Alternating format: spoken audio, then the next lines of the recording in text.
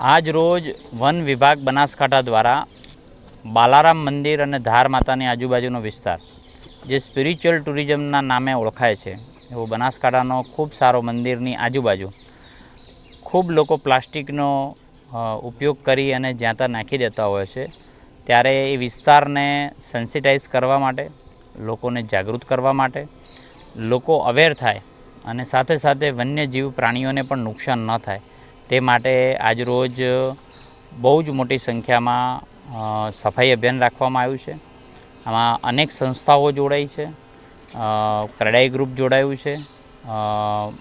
અમારા ડોકરા running group છે એ પણ જોડાયું છે, સાયકલિંગ ગ્રુપ જોડાયું છે.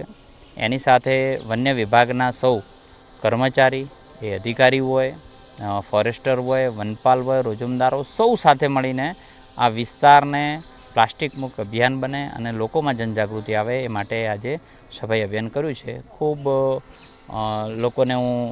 એક વનમંત્રી તરીકે પણ વિનંતી કરું છું કે પ્રકૃતિનું જતન કરવું આપણી ફરજ છે અને સાથે સાથે વન્યજીવોને પણ બચાવવા આપણી ફરજ છે. તે આપણું પ્લાસ્ટિક ન ખાય, તે આપણું આપેલું ખોરાક ન ખાય, એ પણ આ તબક્કે હું વિનંતી કરું છું કે વન્યજીવો પ્રાણીને બચાવવા માટે, પ્રકૃતિનું જતન કરવા માટે પણ પ્લાસ્ટિકનો ઉપયોગ ન કરવો જોઈએ.